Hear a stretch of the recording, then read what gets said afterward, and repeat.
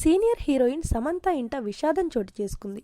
ఆమె తండ్రి జోసెఫ్ ప్రభు అనారోగ్యంతో శుక్రవారం తుదిశ్వాస విడిచారు. ఈ విషయాన్ని సోషల్ మీడియా ద్వారా సమంతనే అభిమానులకు తెలియజేశారు. నాన్న, మనం మళ్ళీ కలిసేంత వరకు అని ఎమోషనల్గా సమంత రాసుకొచ్చారు. అలానే ఒక హార్ట్ బ్రేకింగ్ ఎమోజీని కూడా యాడ్ చేశారు. జోసెఫ్ ప్రభు ఆత్మకి శాంతి కలగాలని ప్రార్థిస్తున్న సమంత అభిమానులు ధైర్యంగా ఉండాలని భరోసాగా నిలుస్తున్నారు. సమంత తండ్రి జోసెఫ్ ప్రభు ఒక ఆంగ్లో ఇండియన్. తన పర్సనల్ ప్రమోషనల్ లైఫ్ని తీర్చిదిద్దుకోవడంలో తన తండ్రి పాత్ర చాలా ఉందని ఇటీవల సమంత ఎమోషనల్గా గుర్తు చేసుకుంది.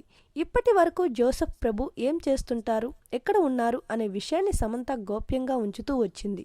మలయాళీ కుటుంబానికి చెందిన నీనిట్ ప్రభుని అప్పట్లో జోసెఫ్ ప్రభు ప్రేమించి పెళ్లి చేసుకున్నట్లు తెలుస్తోంది.